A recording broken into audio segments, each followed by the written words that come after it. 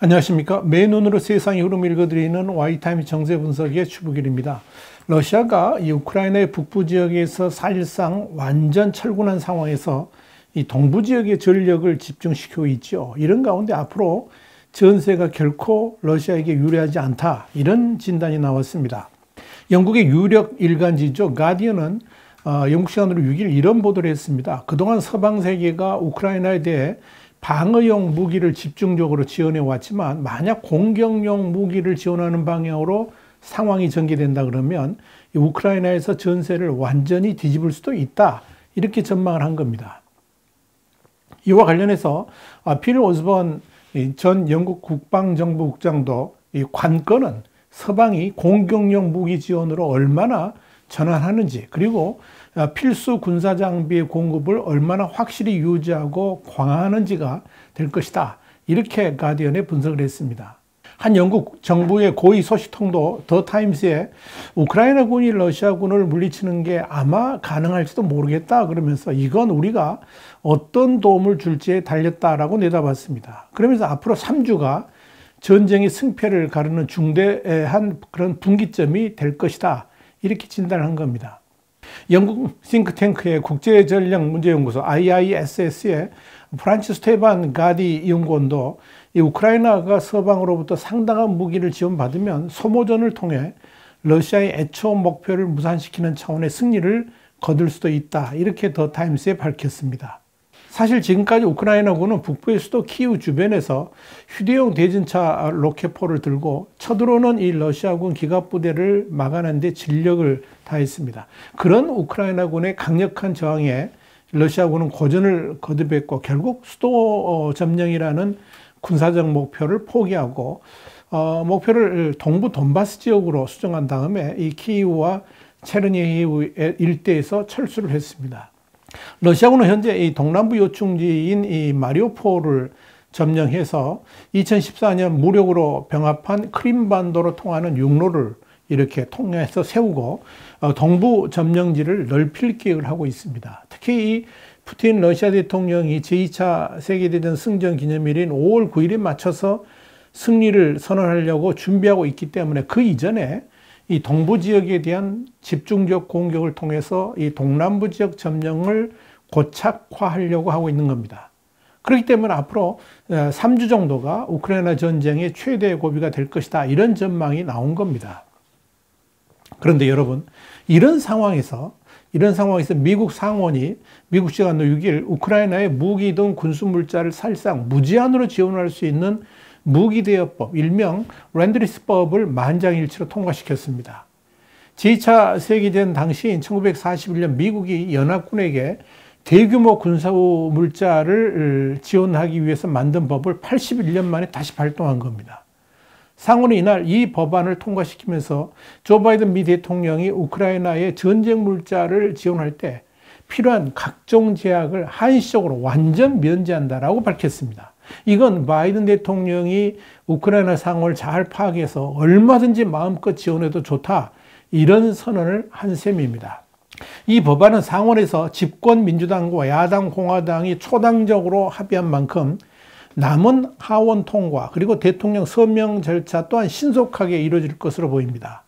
이 법이 시행되게 되면 그동안의 대전차 미사일 등 같은 이런 방어용 무기 중심으로 지원해왔던 것을 아예 전세를 뒤집기 위한 공격용 무기 지원도 가능해졌다는 점에서 상당히 의미가 큽니다.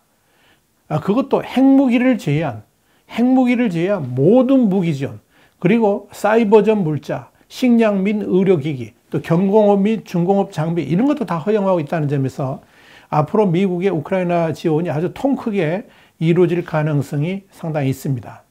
2차 대전 당시 미국은 민주주의의 무기고가 되겠다 그러면서 영국, 소련 같은 연합군의 전투기, 폭격기, 수송기, 탱크, 장갑차, 구축함 같은 이런 것들을 전폭 지원한 바 있습니다. 당시 소련이 지원받은 미 항공기만 1만 대가 넘어서 연합군의 승리에 결정적으로 기여를 한 바 있었죠.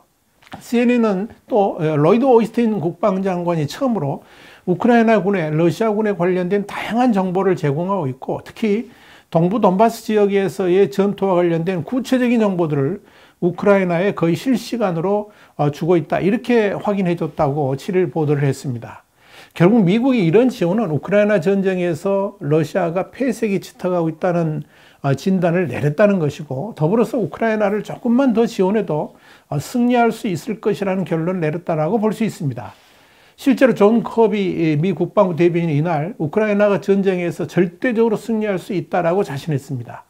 존 커비 대변인에 이어서 러시아군이 우크라이나 남부 마리우폴과 미콜라이우를 점령하지 못했고 수도 키우에서 철수했다고 말한 다음에 푸틴이 전략적 목표를 달성하는 데 실패했다는 점을 강조했습니다. 그러면서 이 우크라이나가 전쟁에서 틀림없이 승리할 수 있다라고 강조한 겁니다. 정치 매체인 폴리티코 또한 바이든 행정부의 무기 무제한 지원이 이 우크라이나가 러시아에 승리할 수 있다고 서방이 판단했다는 신호다, 이렇게 평가를 했습니다. 미국이 다양한 무기 지원을 하고 있는 가운데 북대서양 조약기구, 그러니까 나토 회원국들도 7일 우크라이나에 대한 지원을 강화하는 데 합의를 했습니다. 그러면서 이 나라에 다양한 무기 시스템을 제공하겠다, 이렇게 발표를 했습니다. 로이터 통신이 전한 바가 그렇습니다. 옌스 스톨텐베르그 나토 사무총장은 이날 벨기에 브뤼셀 나토 본부에 열린 나토 외무장관 회의를 끝낸 다음에 기자회견에서 그렇게 말했는데요.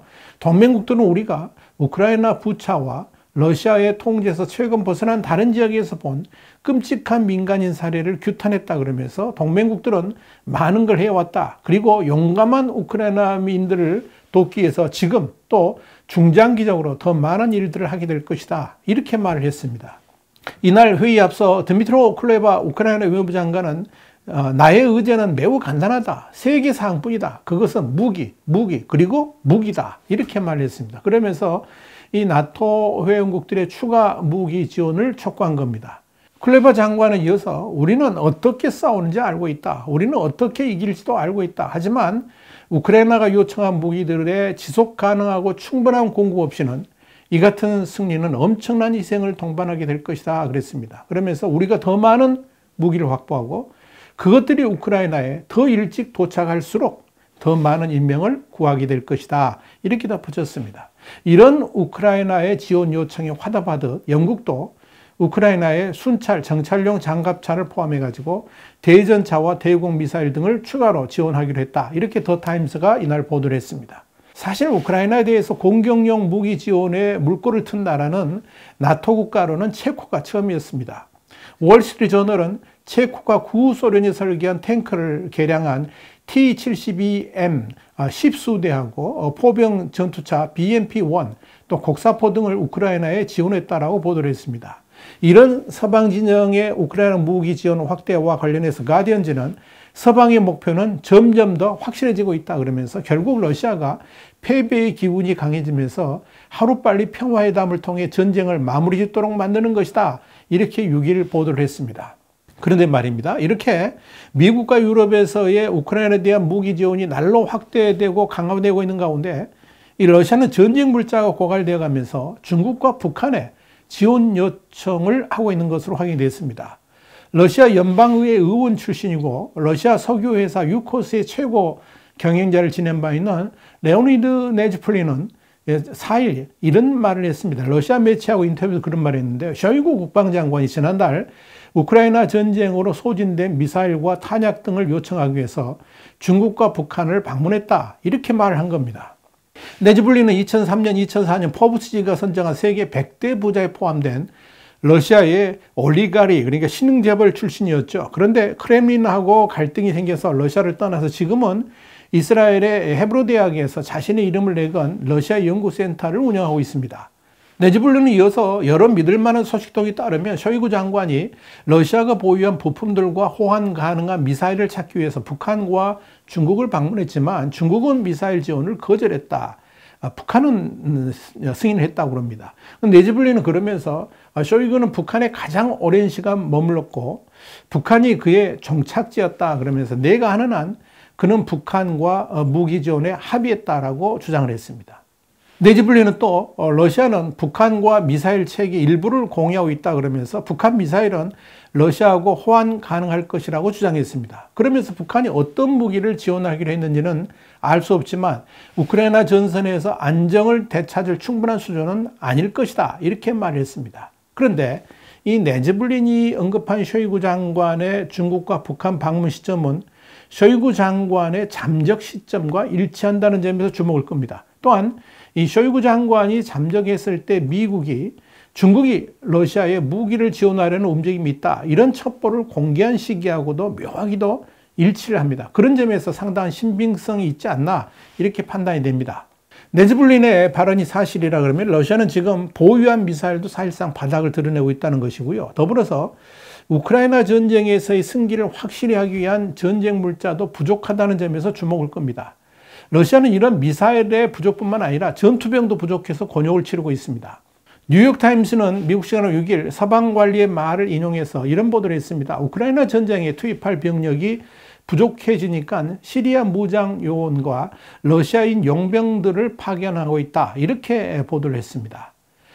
뉴욕타임스는 이어서 푸틴 대통령은 제2차 세계대전 승전 기념일인 내달 9일 우크라이나 전쟁의 승리를 선언하기를 원하고 있다 그러면서 이걸 위해서 최소한 우크라이나 동부 도네츠크와 루안스크 지역의 통제권을 확실히 확보하고 크림반도가 육로로 연결되도록 남부 해안 지역을 장악해야 되는데, 이를 위해서 전투 인력이 부족해지니까 시리아 무장요원 그리고 러시아인 용병을 파병하고 있다, 이렇게 말을 한 겁니다.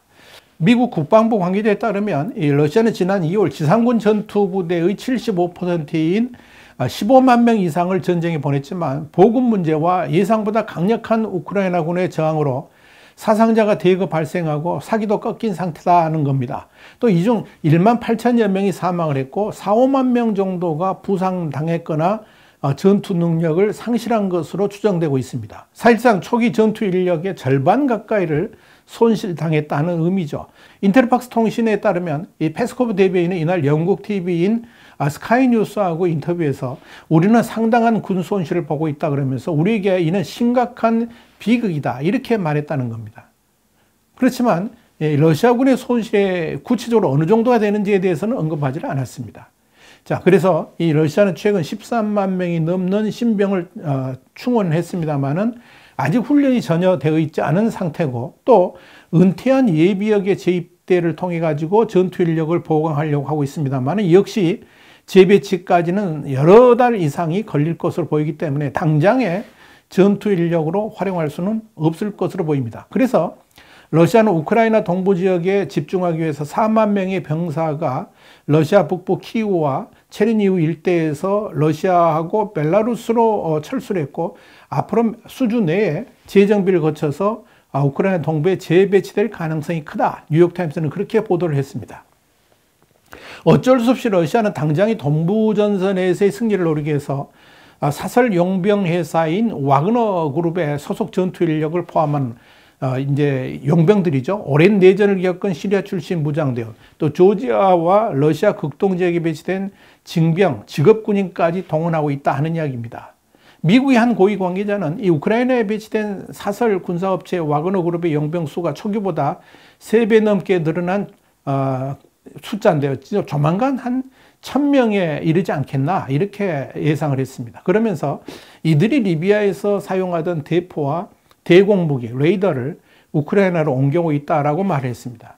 시리아에서도 최소 300명 규모가 이미 러시아에 도착해서 훈련 중이라고 뉴욕타임스는 보도를 했습니다. 그러나 러시아의 이런 계획이 성공할 수 있을지는 의문입니다. 버락 오바마 행정부 당시에 국방부에서 이 러시아와 우크라이나를 담당했던 에블린 파르카스는 용병은 정규군에 편입될 수 없는 부대이기 때문에 역효과를 낳을 것이다 그러면서 이들의 잔악함을 알고 있는 까닭에 국제 여론도 러시아에 더 불리해질 것이다, 이렇게 예상을 했습니다. 조지 W 부시 행정부에서 백악관 국가안보의 국방전략국장을 지낸 코리 쉐이크도 이질적인 이들을 연합해서 효율적인 전투부대로 만드는 것은 어려운 일이다, 이렇게 말을 했습니다. 또한 앞선 전투에서 손상된 군사장비를 재정비하기도 쉽지 않은 상황이라는 것이 뉴욕타임스의 진단입니다. 유럽 주둔 미군 특수작전 사령관을 지낸 마이클 리페스 전 소장은 러시아는 외국에서 부품을 얻을 수 없기 때문에 이 부서진 전차와 무기들을 재건할 능력이 없다라고 지적했습니다.